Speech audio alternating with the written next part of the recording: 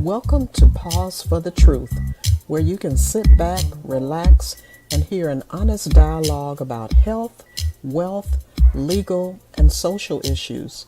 The hosts are Dr. Rogers Kane, family practice physician, and Jocelyn Turner, health education consultant, with co hosts from the Northeast Florida Medical Society and its foundation.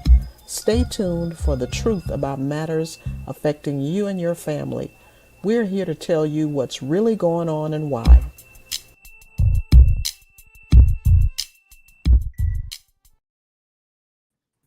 Good evening and welcome to Pause for the Truth. I am Jocelyn Turner. Such a wonderful day here in the hot state of Florida. I don't know where you live, but I am toasting and baking. When I got in my car, it read 100 degrees, although that was a cooler day because the days previous registered more than 105. So, Dr. Kane, I guess I can't complain. Are you on? Can we hear you tonight? I know you were having some technical difficulties. Oh, we still are. So, Tyrone, is that a curse or a blessing that we can't hear Dr. Kane tonight? Talk to me. Listen, I've already made that statement before this has happened when I had Mr. Hurst and Dr. Jones on. So I may have accidentally spoke that into existence. but I'm gonna As work. I'm gonna get him online. So, for those of you who don't remember, Tyrone Jackson is our technology guru and the one that really makes all of this happen. So, hopefully, he will get Dr. Kane online. And of course, I was teasing, I can't do this show without Dr. Kane. Listen, if you were here last Tuesday, then you know the importance of tonight's topic because last week was so hot and thought provoking that we had to continue the discussion. We're talking about the Supreme Court's ruling on the affirmative action and the impact of that. I think we just scratched the surface. So this evening we are honored to have two very distinguished gentlemen here in our community and beyond because their work is not limited to Northeast Florida. Mr. Rodney Lawrence Hurst Sr. Did I get it right, Mr. Hurst? Yes, you did, Dr. Turner. So listen, I'm not a doctor, but I appreciate you calling me that. I'm just a All right. regular gal. But listen, I almost called you doctor. Mr. Hurst has done some amazing things. All I had to do is mention your name today when I talked about is that the it was more than a hot dog and a Coke guy? That's what somebody said to me. So, welcome and thank you for joining us. And we're Tonight. also pleased to have with us Dr. Kenneth W. Jones, my favorite surgeon. How are you doing, Dr. Jones? I'm well, thank you. I'm well. And I'm excited to be here this evening to have a conversation of what has happened, why it happened, and what will we attempt to do about it as the African American community. And Dr. It will Jones, take sacrifice. you really kind of started the conversation. Dr. Kane, are you on board yet? Or you still muted? I can read lips, but I don't know if our audience can read lips. We need to get you settled. So, Dr. Kane, I'll go ahead and start the discussion. Dr. Jones, I'm going to start with you simply because you chimed in last week when we started the conversation about the impact of the Supreme Court decision on affirmative action. Why did you want to join us tonight to continue this discussion? I think that it's very important that the population at large understands that affirmative action really did not allow people who were not qualified to get in. All it did is have them look and say, oh, there could be people of color, black people primarily, who deserve a place at this table and are very qualified. But the narrative that has been put out there is that, oh, they're putting in these unqualified black people in positions that, quote, we, the other people, if you notice who brought the suit, think they should have.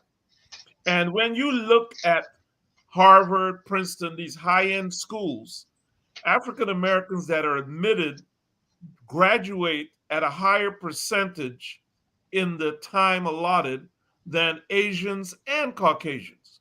Hmm. So it's Department of Education data. Harvard is like 99%. Princeton is about 98%. Yale was about the same, about 98%.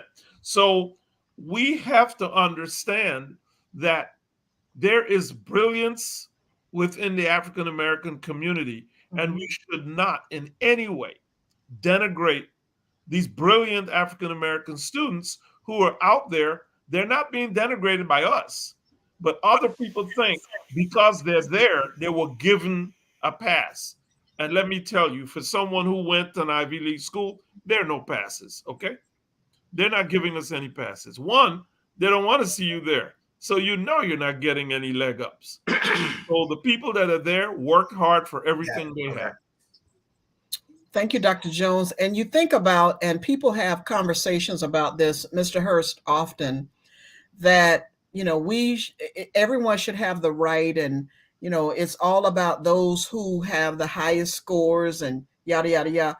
And to me, and many others have said, a lot of assumptions are made that the schools, the public schools, the young, when you're in primary grades, as they say, that the playing field is leveled. But we know that we have to continually, or many others are continually fighting to make sure we have, you know, this quality books, quality computers, all the things that are in other schools that are not in our schools. And Mr. Hurst, I'm trying to understand more and more, and I don't want to mix apples and oranges, but I would like for someone to enlighten me as to why, and I hope I'm not getting off the subject, but why are people feeling like charter schools are just as qualified to be in our communities as public schools? Because I'm wondering, quite frankly, somebody said it to me, is this a way to set us up to not go to the Ivy League schools because we're not getting the same level of education? And no disrespect to anybody who is involved in a charter school. I'm simply asking the question and posing it as what was presented to me. Charter schools go back to the Brown decision. And during the Brown decision, when the Supreme Court said that Plessy versus Ferguson, which said separate but equal, was no longer valid, and there was no such thing as separate but equal. White folk have been upset in this country since that time. Public education has always been a battleground. And even after school integration was mandated by the Supreme Court, and the NAACP, led by Thurgood Marshall and others, took school systems into court to make them adhere to the law of the land, some cities, some counties in the South shut down their school systems, took white students, put them in white churches, and told black students, you get an education the best way you can. Told black parents, it's up to you to get your child educated. So that was the birth of segregation academies as we knew them at that time. Many of your charter schools are no different than segregation academies, yet Southern legislatures have mandated that a charter school gets all of the benefits plus some of public education. So there is this intent to make sure that these charter schools can compete with public education without competing. Teachers for charter schools don't have to have the same credentialed information in charter schools as they have in public schools. The curriculum for some charter schools use Hillsdale College out of Michigan, which is one of the most racist colleges in this country, and of whom they are patterning the new College of Florida after. You see a lot of things happening in these charter schools because the legislature say, okay, school boards, you cannot do anything or say anything to them or make them adhere to school systems the way public schools can. They can do whatever they want. Charter schools, in many instances, are nothing more than segregation academies. The bottom line is white folk are still smarting, if you will, for what happened 69 years ago with the Brown decision that mandated school integration, because this country, through the Supreme Court and through its evilness and its racist Christianity, has never thought that we were equals, and certainly not to the extent where we go different places, we become citizens, and we go to school at the same time.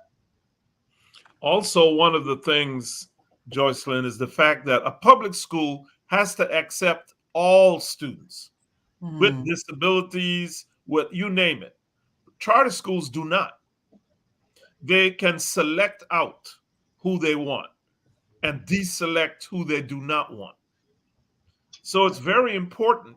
And I think that going back, if we go back on the history, desegregation, and that's what it wasn't integration.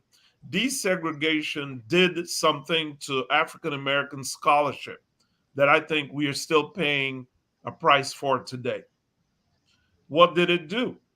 All of our talented students, they siphoned out of the black schools. The talented teachers, they took.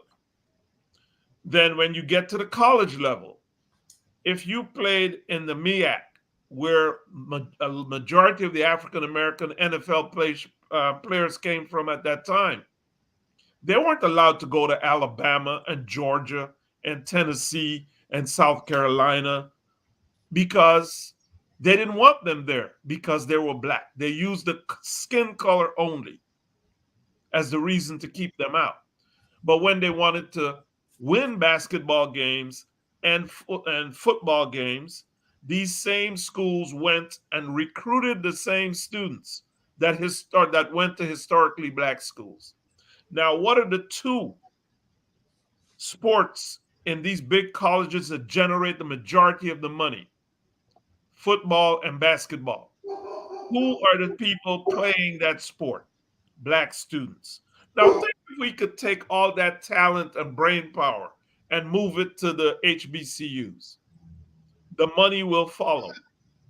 Well, Dr. Jones, a lot of people have been saying, so what? They're okay with they said, good, maybe our talented football players or athletes and scholars will come back to HBCUs, which will make them stronger. But someone else said we shouldn't mix apples with oranges, or that shouldn't be a pass for the Supreme Court's decision to encourage those folks to come back to our schools. What do you say about that? Well, the thing about it, the Supreme Court has made their decision, okay? We're not changing that decision until we get a 6-3 majority in the Supreme Court. So that could stay for the next 40 years. The question is, what do we do? Do we keep hanging at the bottom of the table looking for the crumbs? Or do we then take control of the education of our students and support financially our institutions? And that has to be. Well, I'm glad you said that. Now, what do we do? I mean, you said the decision has been made until the Supreme Court changes. So, folks who are listening to us, they might say, well, Dr. Jones, Mr. Hurst, I don't know what to do. I mean, other than what we've said over and over again to people to make sure you vote. But it's as though people don't make the connection, Mr. Hurst, between the importance of voting and the decisions that are being made now. Can you help make that connection to help people understand why it is important?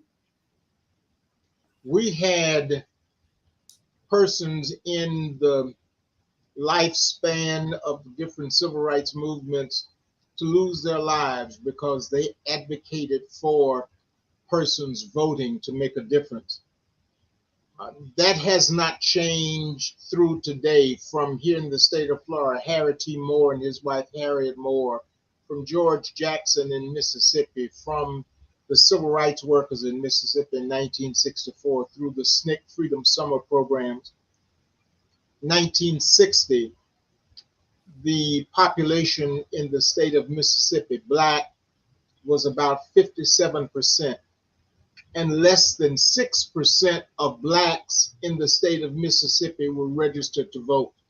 There's a reason why literacy tests and poll taxes and now voter suppression have been used to discourage black folk from voting. And the Supreme Court, even with the Voting Rights Act that was needed then, still is, decided that the Voting Rights Act was no longer needed and took the guts of that act out in terms of voter suppression as it relates to those that were able to lobby a racist president to appoint racists to the Supreme Court. We need to understand, because we get lulled into thinking that white folk are going to do some things in this country, and especially for black folk, because they are the right things to do. And even though we don't many times understand, and certainly we don't make that understanding translate to votes, whites involved in the political arena are going to do those racist things that keep themselves still in power. The thought of sharing the political power that they have had undeniable use of since the founding of this country is something that they don't want to even have to deal with. And when they talk about, oh, you're going to be in the minority white community by the 2040s. No, we can't do that. So let's make sure, white women continue to have babies. We want to make sure that blacks no longer vote. We want to make sure that a Supreme Court comes up with ways where voting rights and voting districts are still set up in such a way where Republicans and other white races will be able to continue to elect whites to Congress and other policy-making bodies in this country. We have got to understand that our future is in our hands.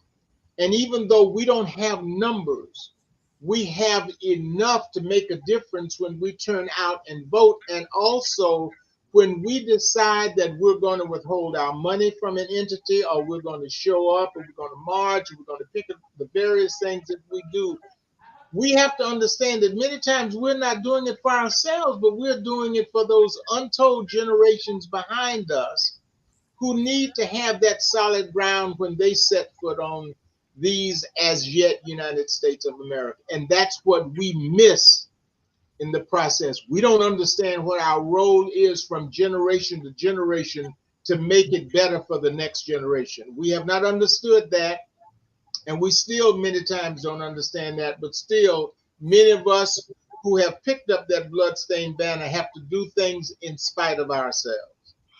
You know, I think I can be heard about right now. I hope so. Yay! Well, you know, you guys brought up the poll tax. You know, Florida just brought up their new poll tax. You know, in terms of what Amendment 4 gave us, the right to vote and so on and so on. Florida's new poll tax, and we thought that was way behind us. Florida new poll tax just requiring that people who coming in, especially first-time voters, even after we voted on the amendment to the Constitution to allow people who've been incarcerated, blah, blah, blah. I think most people know about that. Incarcerated to come back and be able to vote. They went in and the legislature enacted a new statute, or whatever you want to call it, to say that anybody that want to come in and vote, especially new voters, that they would have to pay off all fees and fines and anything else that Florida may have instituted on them, whether they know it or don't know it, before they can vote. And then Florida also took some of the people that are currently, that were on the scrolls to be able to vote, and they disenfranchised them and then required them to go back and re-register to vote, which is, again, another way of doing that whole poll tax issue. Anybody, particularly Mr. Hurst, do you have any commentary on that? Any commentary? Yeah, voting is always one of the cornerstones of a democracy because it enables everyone to get a chance to cast his or her votes for their elected representatives. So those authoritarian racist whites who don't believe in democracy, they only believe in democracy when it's democracy for them. Those who would take that right away from citizens and not have you vote. Anything that they can do, as we have seen in the last two presidential elections, they're willing to do it. And many legislators who know that it's wrong, many governors who know that it's wrong, lieutenant governors, mayors, especially throughout the South, have turned their heads and ignored what they are doing to democracy, because now that democracy opens its mouth to say, let's do some things for everybody, not just for white folk, they don't like it anymore. So when you get a racist president like Donald Trump was and will be if he's ever elected again, what you're seeing is rewriting the whole context of this country to suit core racist attitudes to the exclusion of black folk. And white folk don't care about that, many of them.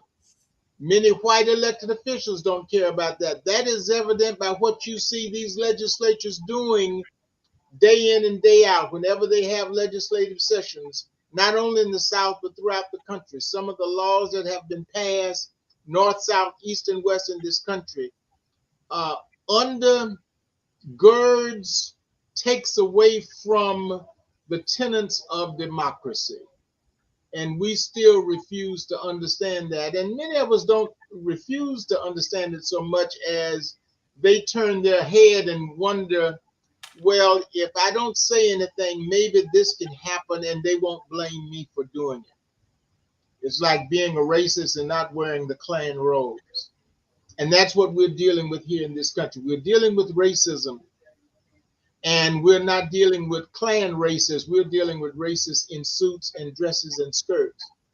And it's the same thing. A racist by any other name or dressed any other way is still a racist. And that's what we have in a Supreme Court that is racist and does not have any prohibitions about passing, making decisions about racism that hinders black folk.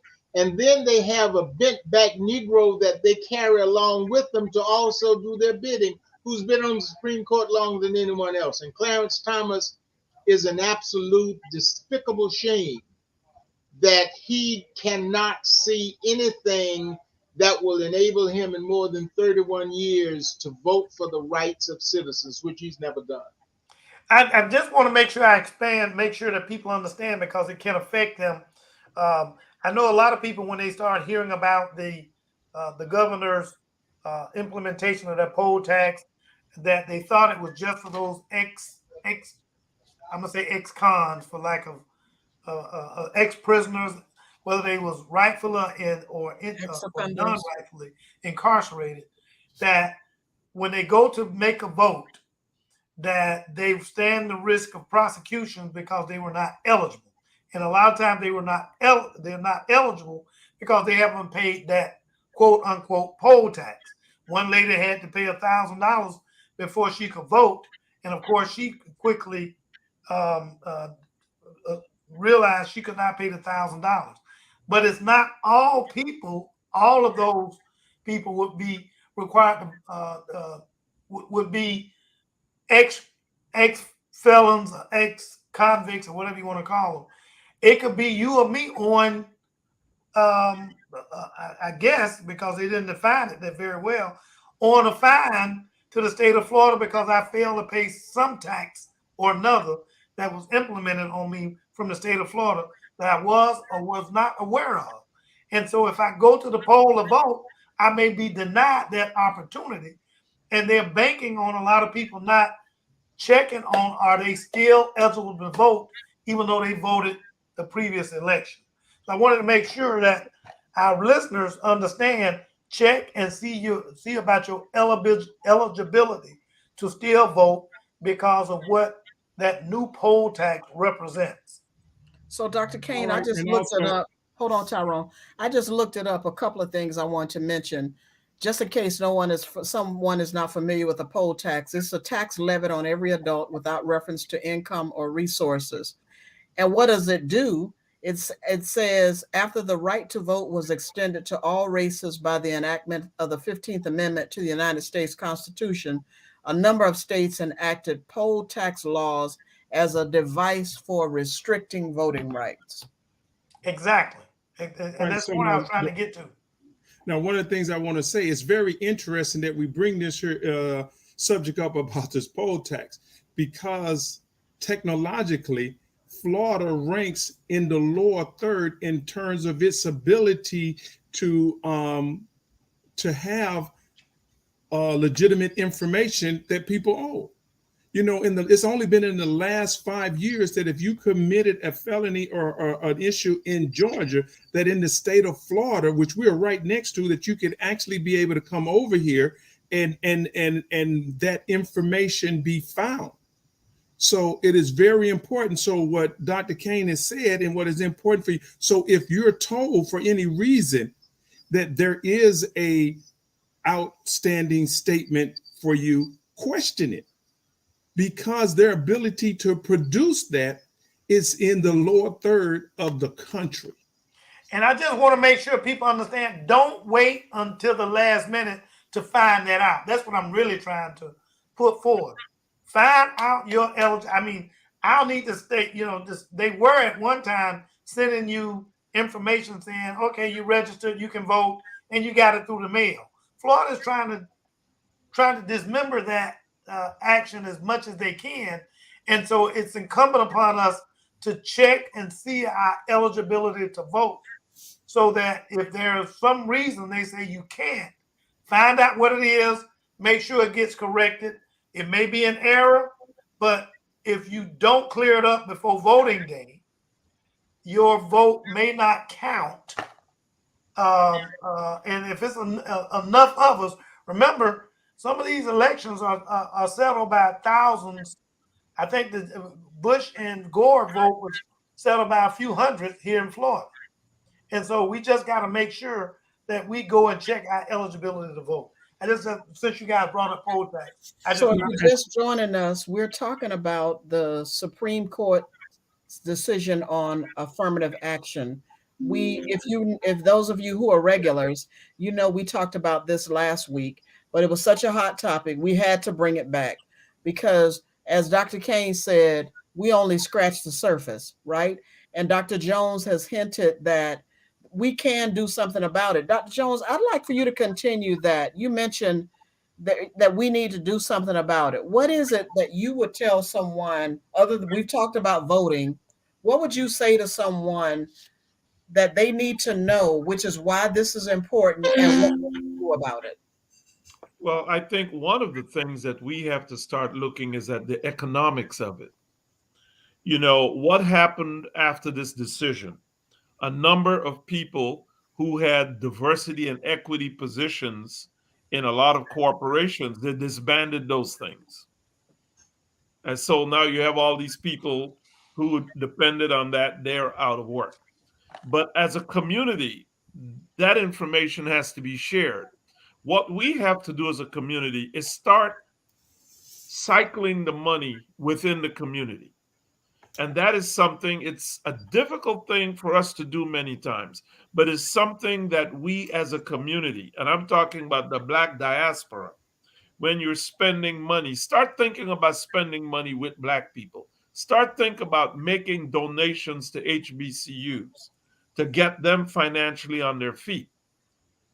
Because it starts with the green, okay? It starts, as I go back to the sports example. They were all losing. And then they said, we need to bring these Black talented guys from the HBCUs and start winning. Alabama, Kentucky, remember, the Adolph Rupp would never recruit a Black player because he says he didn't want any. Of course, the arena is named after him still. But again, look at Kentucky now. They want to win, right? So if that tap, as I always tell people, and people in the media would say, the money follows the talent. If the best players were at Alabama A&M, at the Florida A&M. Elkhorn State, Florida A&M, I mean Bethune, if the best talent was there, the money comes. So we have to start thinking at a higher level. So few of those kids go on to play in the NFL. But if we can educate those kids, the key is educating them. And that's what HBCUs do better than anyone else. They produce the highest number of PhDs that are Black. If you combine the HBCU schools, they produce most of the Black physicians. So it's incumbent on us as Black people to start supporting these institutions. What is the name of that senator right now that's holding up the vote? Tuberville. Tuberville. He brags about having coached Black players and that he's not racist because he coached Black players, as if they were the ones that benefit from his coaching, when in fact he and his, what school did he coach? I don't know. I could care He was less. at Auburn. He was at Mississippi. Right. He was at several colleges and universities in the South. All the racist institutions in the South. All of them are racist institutions in the South. The only reason he coached Black students, Black players, is because he wanted to win. Okay? That's what it's about. Well, like you said, damn right. You think the people in Alabama and Georgia and those places love Black people? No, they don't. No. They want to win on Saturday afternoon and they want to win the basketball games. Period. So are we saying then this could be a hidden gem? One of the things that has come out is that this ruling by the Supreme Court is liable to drive more African American Black men into the HBCUs. So we've just heard from you mean drive them back to the HBCUs? Well, drive them too, because they'll be new. But drive back if you want to say that, that's fine. Right. The whole thing is that we're going to. It's likely that we'll get an increase in athletes going to HBCUs because of this affirmative action. So now, is that not a way of creating greater opportunity for the Black communities? We just talked about how well HBCUs will educate and prepare young men and young women for the future. I believe so. Affirmative action does not impact sports teams. Right. Because the coaches are going to recruit your campus, as evident by some of the schools. Your campus can be 95% white, but you look at the football field and look at the basketball court, they're 90% Black. And you wouldn't know that by looking at the schools. Affirmative action for whites in this country has been racism. That's what they have done during and after slavery. They made sure, because they were in charge and they had numbers, which is what racism is, your ability to be in control based on your numbers. They made sure that they were in control and they kept that. So that was white America's affirmative action. And they kept that up to and including some of the decisions by some of the courts. So now they have gone back basically saying race should not have any place in admissions. Yet race has a place throughout colleges and universities, and especially on the sports teams. What they sell to Black athletes is that if you come and play for me, I can guarantee you're going to be on television 5, 6, 7 times during football season, 15, 20 times during the basketball season. So different people will get a chance to see you play. That will help your opportunities to go to the NBA or the NFL. You aren't going to get that with HBCUs. Or come to Florida State, and if you want entertainment or some pretty women, then cross the railroad tracks and go to Florida A&M, but play for us and then enjoy yourself over at Florida A&M. Those are tactics that have been used to recruit black athletes to come to predominantly white institutions. And we fall for that, many young people, because they were born in an integration generation, not understanding how important it is for the black resources that we have, like Dr. Jones was saying, that we recycle those black resources into the black community. I can remember when I was a kid, way back in the day, there was some black folk, when it was time, we had ice boxes. And when it was time to get the big 50-pound block of ice, 25-pound block of ice to go in the ice box, people would say, you going to Mr. Mac? Black. No, I'm not going to Mr. Black, to Mr. Mac. I'm going over to Mr. Charlie because his ice is colder than Mr. Mac's ice. And we really thought that. And so what happens is that when it evolves, we don't understand how important it is to go to black stores, to go to black doctors, to avail ourselves of black resources, to go to black colleges and universities. We go everywhere else because our young people have been told that black ain't good, that the only way you succeed is that you have some entree to white folk and they will help you succeed. The savior complex, everything that white folk write about in history, everything that they when they tell the stories on the movie screen, it's because there's a white savior who is able to ride in and make sure that black folk do some things because white folk help them to do it. And so therefore the solution is, I mean, I like what Dr. Jones said, you know, we want to we want to invest in HBCUs. We've talked about this. We want to make sure that everyone's getting out to vote. But it sounds like what you're saying, Mr. Hersey, is that we also have to take a look at ourselves and understand that we have a serious responsibility to make sure that the generations behind us understand exactly what the truth is. And that's what seems to be missing. I mean, and see, understand, we've only been out of enslavement 158 years. Now, the 300 years, was that? Technically speaking. Yes. The period of time prior to that, you could not teach Africans or Black Americans then how to read and write. And it has only been during that period of time that we could legally learn to read and write. And even during the 12 years of Reconstruction, when white folk were able to turn that upside down and take the South over again, they eliminated a lot of that.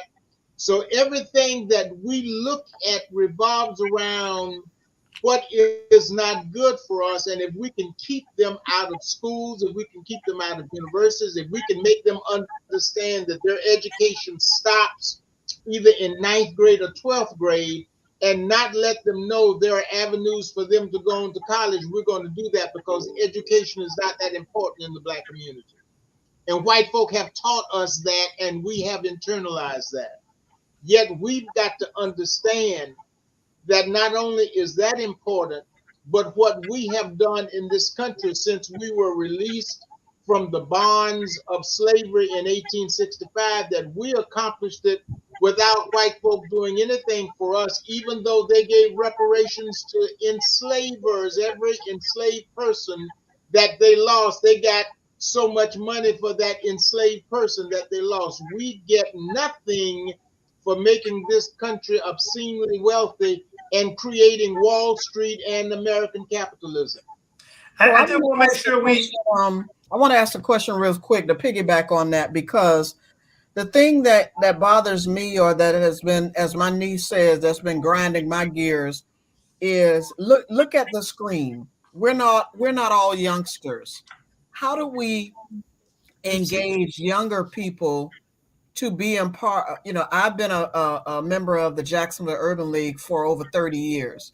How do we engage younger people to be a part of the civil rights movement? Because it's not over, right? How do we let them know that you may have a nice car and a decent home and a good job? However, each of us has a responsibility. I attended your civil rights conference last year, Mr. Hurst. It was amazing, right? Had the opportunity to talk to a few young people who were there who they were enlightened. They learned a lot. They didn't know about the history of African Americans in Jacksonville. You taught them a lot those few days. But how do we engage and get those folks involved to first understand why they need to get involved? What it is, what should we do? How can we hook them? And knowing that no, we're not having free food, we're not having hookahs, we're not having, whatever. This is something that you need to come to, and why. Well, let me just say briefly, it goes back to education. We have given up the education of our kids to someone else Mm. who do not have our interests at all. Now, with them taking books out of the libraries, how you think that's going to happen?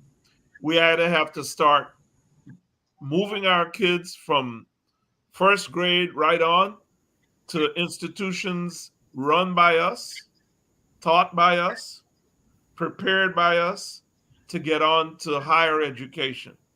Because let me give you an example, and this goes back a while. I came to Jacksonville to recruit when I was a college student. And I specifically in that letter wrote the deans, say, I'm specifically interested in interviewing African American students. Every school I came to in Duval County, only one had one African American student there that could be interested. So I asked the dean, I said, how could this be when it's specifically on my letter? He says, why should they want to go to college? They can get a job. At that time, there was some energy company. They could get a job here as a welder and they could make good money. I said, but you're sending the other people to be engineers to design what they're going to weld. So I see a problem with that. He didn't see a problem with that. Mm. So therein lies the problem, the expectations as we desegregated schools and blacks left predominantly black schools taught by black teachers and went to these mixed schools. They weren't interested and they didn't care about the education these African American kids got. So we have to take that back. We either have church schools, we get these big church buildings that are locked up all week and open on Wednesday night, Saturday, and maybe Sunday, and turn them into something that works for the community 7 days a week. Even if it means just tutorial in those churches. Even if it's, yes, even if it's, right. Reinforcing, right. getting them ready. Yep. And the one thing that I wanted to make sure I mentioned real quick, and that was when we talked about those athletes going to predominantly black schools, and what I'm sorry, the PWIs, as I learned last week, predominantly black institutions. When we talk about them going to those schools and what these people advertise and market to black athletes that they want to attend their institutions, what they don't say. You guys mentioned what they do say. What they don't say is the percentage of athletes that actually make it into the NFL, and how those students are so unlikely. They're more likely to win this lottery that's $1 billion right now than they are to be admitted into one of those NFL teams. But they think because they're going to the PWI that they're going to get admitted to one of the NFL teams. And we have to emphasize that, there's some of us that do get admitted, but I mean, we've had people from Florida A&M, we've had people from other HBCUs that go into the NFL because they were that good, period. So, and if they went, and some of them were walk-ons going into the NFL, but I don't like the idea that these white folks push these dreams of becoming NFL athletes, and the black parents need to step back and check their children to make sure they understand what those odds are in terms of getting into the NFL, so that they can get something that lasts them for a lifetime, which is their education, and not just ability to go over and be able to go and play for some of these white folks that don't give a damn about them when they've blown out their knee or when they don't make it to the NFL, and so on and so on. Well, now But let me. remember I've been trying historically. to. I've been trying Oh, to go keep ahead, quiet Roger. on. Oh. I've been trying to keep quiet on the athletics, and it's always amazing to me how individuals who know about athletics and had no part in athletics, for you to sit there, either of you to sit there and say that they sold these kids a empty bill of sale is only part the truth, because any athlete who comes from high school has to make the decision, and he goes to people in his community. He goes to his parents, whether they graduated from college or not. He goes to the coaches. He goes to people because being approached, they have nothing but a dream. And there's no one there that gives them the grounding information. So therefore, it's understandable that they go where the big dream is. So what I'm saying here is that we're talking about what the others are doing without the inclusion of what we are not doing. I was recruited uh, to schools, and I was not recruited to a HBCU, but and I was recruited to multiple schools, and I had no idea. My parents hadn't gone to college, so the information that I got from them was no. So I had to talk to coaches and others, and the information that they gave me is what helped me make the decision. And I've had relationships and talked with many of athletes who had the same or similar situation. So as a solution, I'm saying then we have black men who have achieved a great deal, and when there's time for young men and women now to make these decisions, there need to be a consortium of men and women that they can go to and talk to and get that information. I tell you, it's not readily available. Well, here's the other thing, and of course, when a young man, young woman go to college on scholarship, where they go is not a community decision. It's always a family decision in the final analysis. And many times, parents vicariously live that dream through their sons and daughters in terms of going off to college. But because we don't talk about racism, because we don't understand what racism is, because black folk are only good to white folk when black folk are of value to white folk, and when you are no longer of value, then you are no longer of interest to them. When they understand what racism is, and I mean, and let's face it, racism is always 800-pound gorilla in the room. We don't like to talk about racism because we don't want anyone to think that we're talking uncomfortable. I call it comfort speak. And black folk, especially when we work with white folk, when we go to school, we go to church, we go to social events, we go to sporting events, we don't like to say things that are uncomfortable because we want white folk to keep inviting us to go with them to different activities. And if we keep on talking about things that make white folk feel uncomfortable, they will stop inviting us. So that comfort speak always comes into play. So as we think we are maneuvering into the white world that would benefit us and benefit our children, white folk are still looking at us as to what value are you to me? Are you to us? So when it comes time, if your son, your daughter has skills and you can be beneficial to a PWI, then you'll find people who you've never heard from before who's going to call you or even come to your house to get you to send your daughter to Alabama. It is almost alien. It is almost heresy for black kids to go to University of Mississippi, to Mississippi State, to those colleges when you understand who and what those colleges are and who and what their states are, which now you can also add to the state of Florida.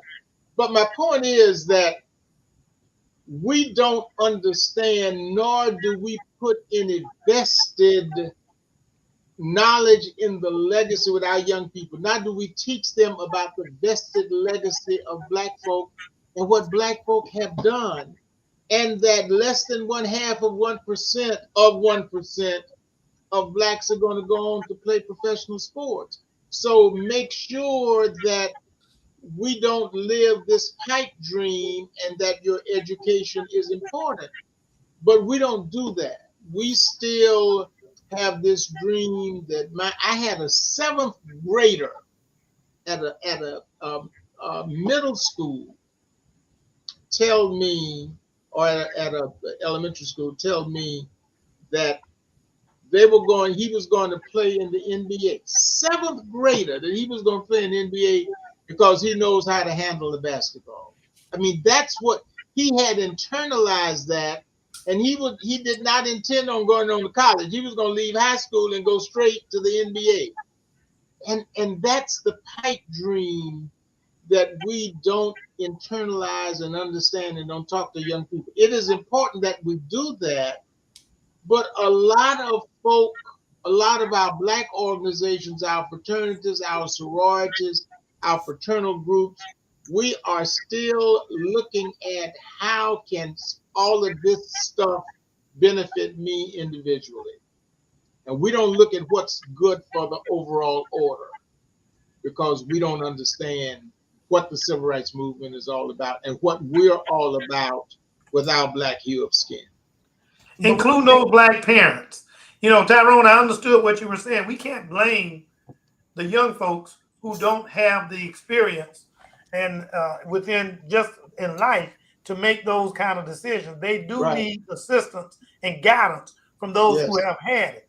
And particularly, you know, generations before me may not have had education, but they were solid in terms of understanding what that world was about.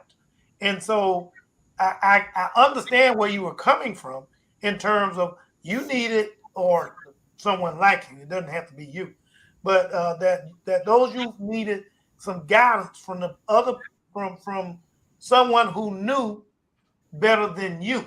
Now, whether that was your parents and or your community to assist you in that, they failed to come forth with it for whatever reason, you know, shame on them, you know. But when you're at the age that you're talking about, trying to make a decision, going off to college, you can't really see that far. It's got to be, it's a parental thing. And hopefully that those parents are in that position of understanding that they can see that, particularly if they've experienced it, that they can see the traps that lay within your future by just thinking that you can go to those all white universities and everything's going to be okay.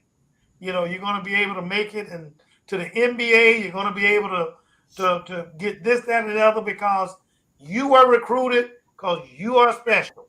And which may be true, but beyond being recruited because you are special in playing basketball, what else does that mean?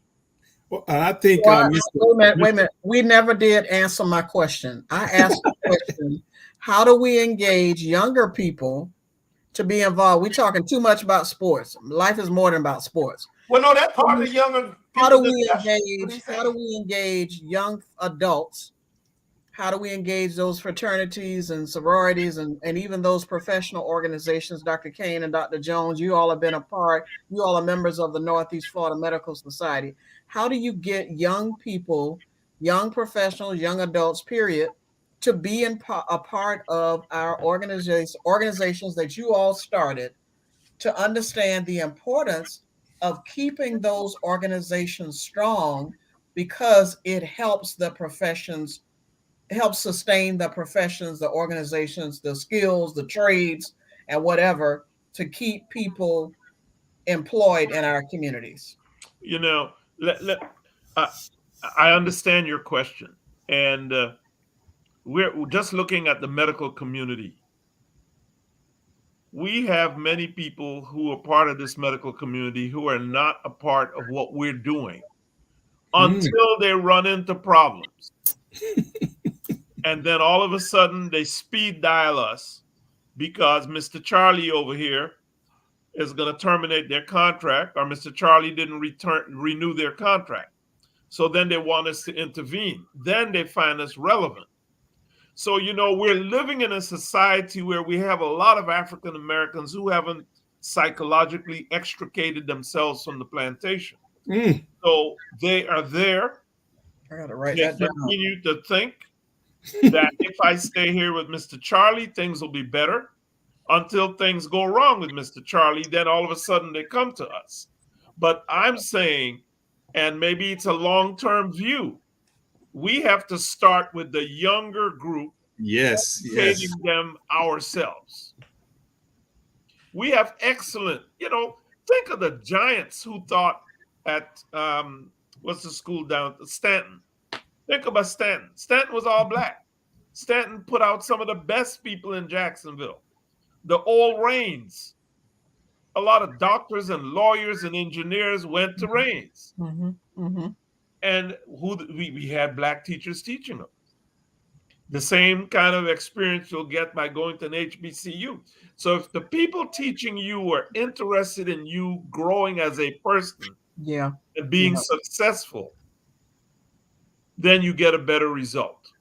If you're in a class where people just see you as, a number, we're not going to give you a book to read about yourself.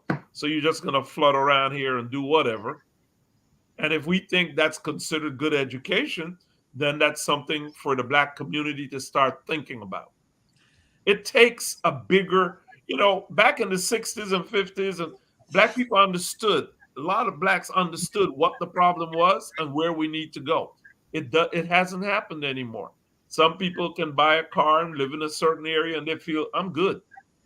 Right. I'm good. So I don't have to worry. But until that same day you walk out your house and the man called the police because you're walking in your own neighborhood, they think you don't need to be there. You understand. You're never accepted. And let me just make sure we also a voice to our other members that are listening. What that is that Dr. Jones has just said, and what he and I and others have discussed for years, is that the onus is on them to step up before they get in trouble. Okay, to keep the organization strong, the organization and organizations, if we're going outside the Northeast Florida Medical Society, including NAACP, the National Urban League, though, you need to step up and support those organizations so that when you do need them, they got the strength to step up and help defend you and when you're right with what you're doing. So, don't wait to call on yours truly or Dr. Jones or any of the other leadership in the Northeast Florida Medical Society. Don't wait until you get in trouble to call upon us. Call upon us when you got some time, some efforts, some monies to give back to the community. Don't just wait till you get in trouble. Let's step up and do the right thing now. So we're at the end of the show. They're rather lively. That's too short. Well, one of the things,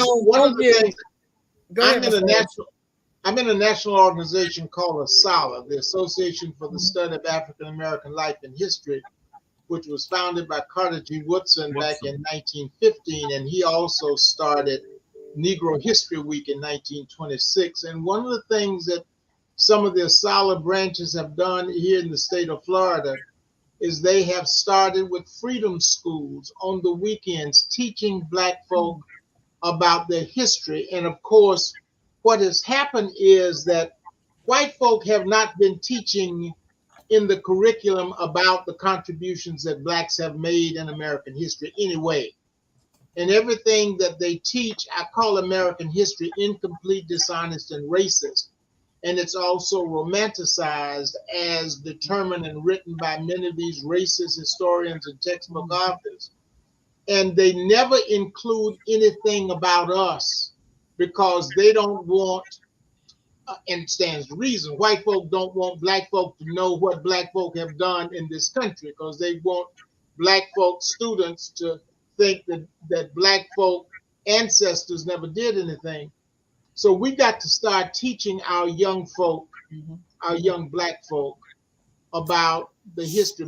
My book, Black and Brilliant, seeks to do that because black folk and black students need to understand when they come in that classroom and they open that book, and they can only read about European Americans and white Americans and the contributions they made, and they cannot read at all about anything folk have done in this country, folk who look like them, then the playing field will never be level. And we know it has not been level in the history of this country.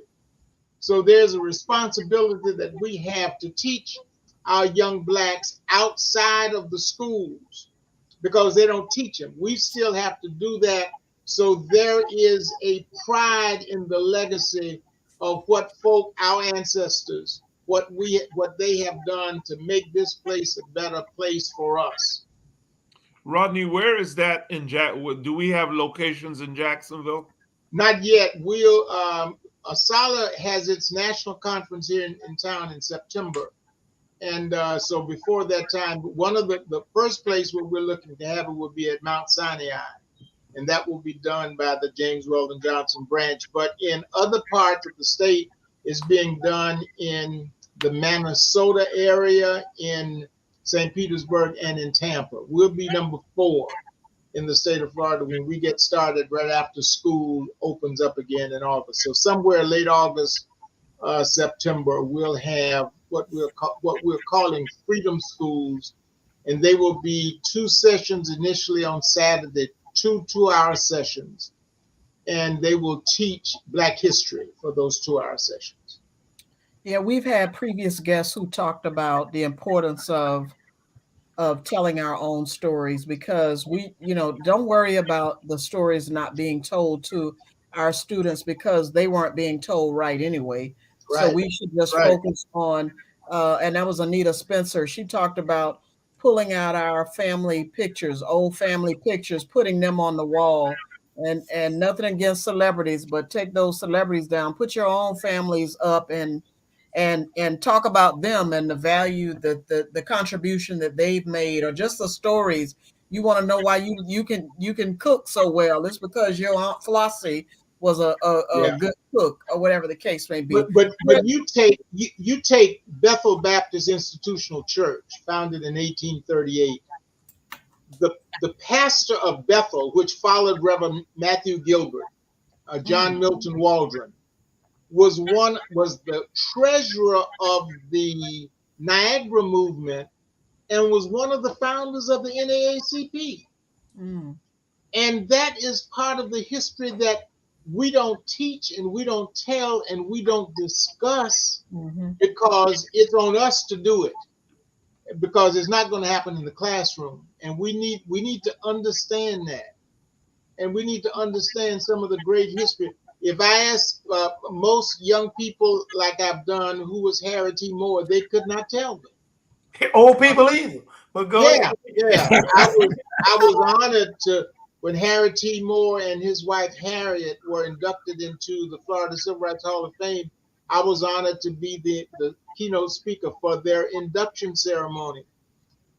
We've got to know these names. I mean, they are part and parcel of who we are, and because we don't know them, we don't have that kind of quick response information about what Black folk have done, not only in this state, in this city, in the South, but in this country. And we need to have that. Our young people need to have that. I wish our organizations could afford to take students on trips to the civil rights museums that are are being built around the country. I heard there's one in Charleston now, and I've not been to the one in DC as another example. I went to the Blacks and Wax Museum in Baltimore and Savannah. So you don't have to go very far. There you can go right to Savannah and check out there.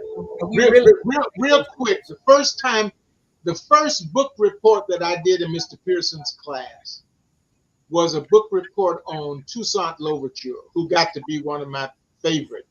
He's considered the father of Haiti, and he led the only successful slave revolt in this hemisphere. The first time I went to the Smithsonian Museum of African American History and Culture, in the basement, 5 stories in the basement, there's a statue in the basement. That first, the basement deals with slavery, and you go up from there. In the basement, there's a statue of Toussaint Louverture.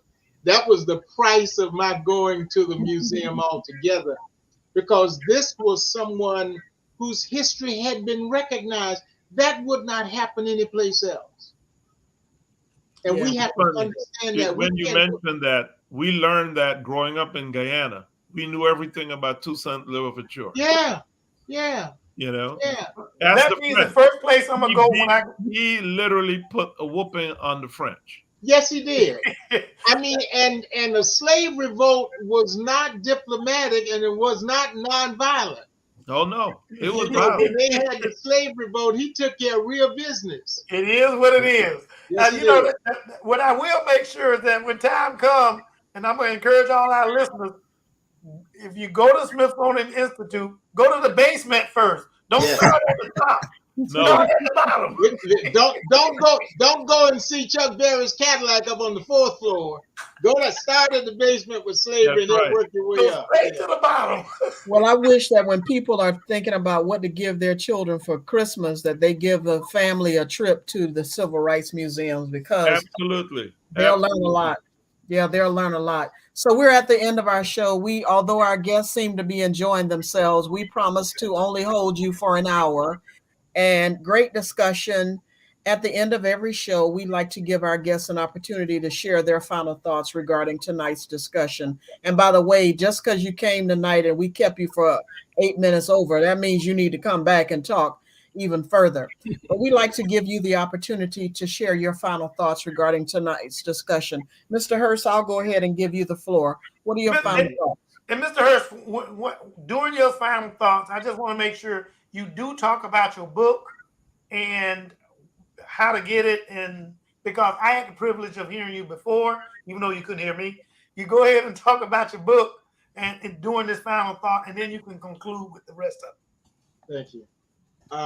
I've been blessed to write 4 books. The most recent one, Black and Brilliant, was published this week.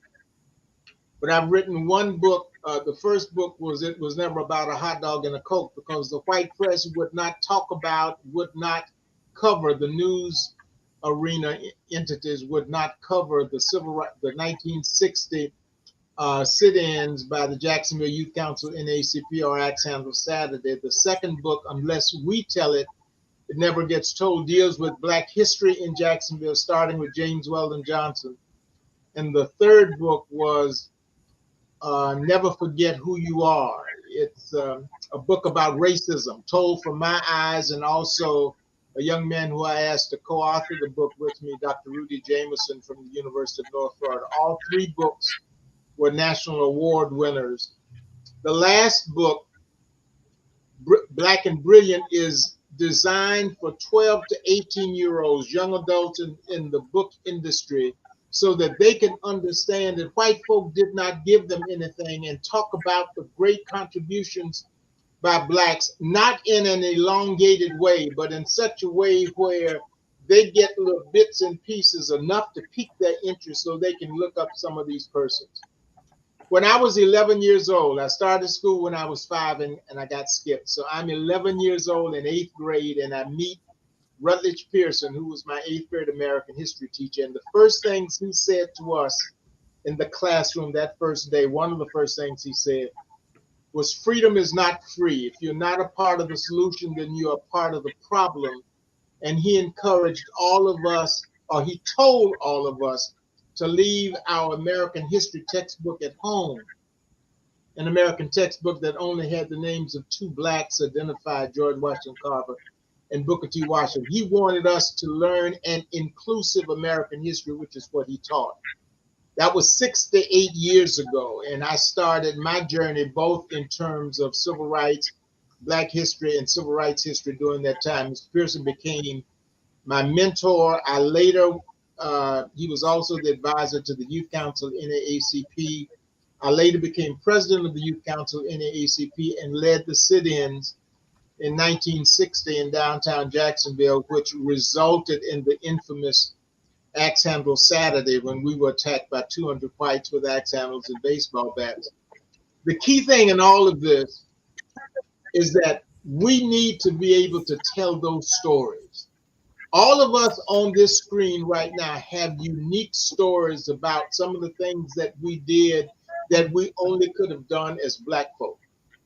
And those stories need to be told. Does not always have to be published in a book, but certainly our young Black people, young Black students need to know that and internalize that so they can understand that many Black folk they know were ordinary Black folk who did extraordinary things. And that's how you internalize. Blacks don't like American history. They think American history is boring because American history does not talk about Black folk, especially here in this country.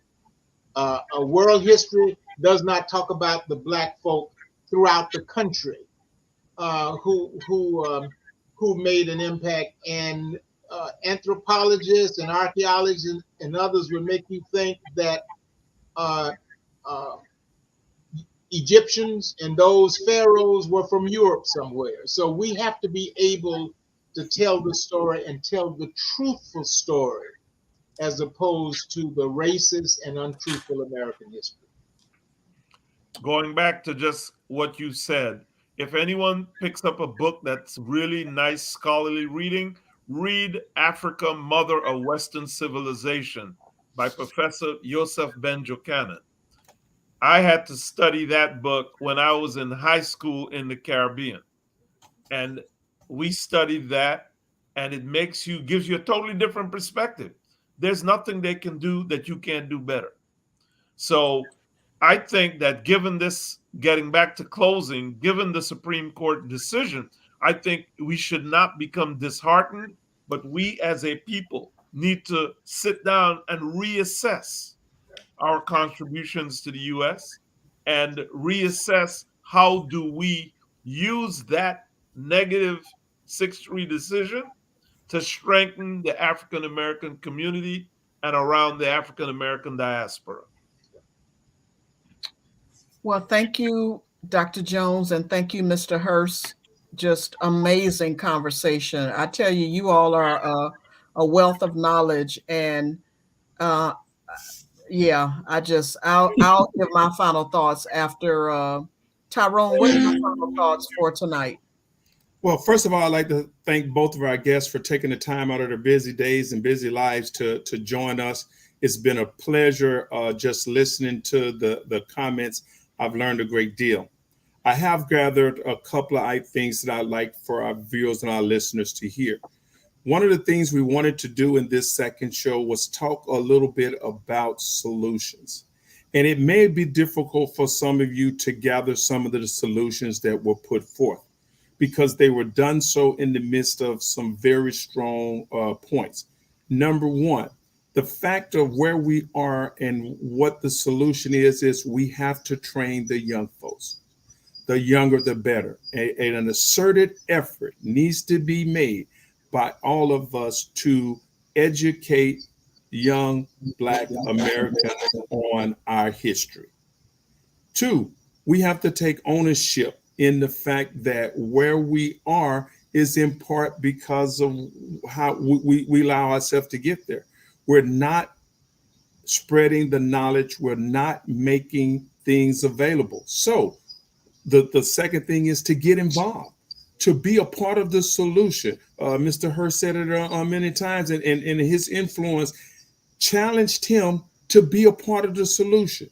The challenge, therefore, goes out to all of our listeners, all our viewers. Become a part of the solution. And the second is to invest.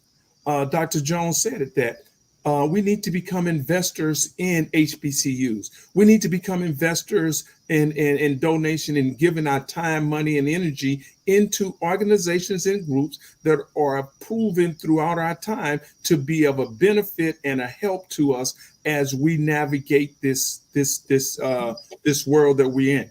This is not a new occurrence for us as African Americans. Right. This is nothing new. We have overcome multiple times as they sought to hinder us, to cripple us, and to keep us behind. So now's the time for each and every one of us to step forth and do the same thing again. Thank you, Tyrone. Dr. Kane? I'll be briefer than Tyrone. Just kidding. Just kidding. What I will say is that Tyrone was correct. This is not nothing new to us. We faced this, or our families have faced this before. As a matter of fact, they've faced much harder, much more difficult tasks than what we're facing today. Whether you want to call it solutions or whether you just want to say, how do we move forward from this point? Okay, and so our guests have, which I thank them very much, have given us a lot of insight on what has happened in the past and what we should expect for the future, whether we do something or do not do something. Obviously, the best thing is to do something to move our communities, ourselves, our kids, our children, to move them forward. And that means step up, step out, put your money out there and where it belongs. Go back to, for those that are from HBCUs, go back home. Those that are not from HBCUs, help us get our children to the point that they don't have to depend on PWIs. Not saying reject them, but they don't have to depend on them to educate them, because PWIs were not in play when Tulsa, Oklahoma became Black Wall Street. PWIs were not in place with all the towns and cities around America that were very successful, and white folks were so envious, they either blew them up, they put them underwater, they chased them out of their homes, they killed them, they did whatever that they did not accomplish on Axe Handle Sunday. They tried it on Axe Handle Sunday, but Black folks still remain in Jacksonville. They did not defeat us, and we should not let them defeat us. Go and read Mr. Hurt's books, okay? I like to be able to write one myself. I'm just not that smart. I think I'm going to make it about watermelon and chicken. So, and I think my friends know what that means. Just remember, African Americans in this country in 1857 survived the Dred Scott decision. Exactly. If African Americans could overcome Dred Scott, this little decision, now that we have so many more highly educated African Americans, should not in any way deter young and old African Americans from pummeling ahead.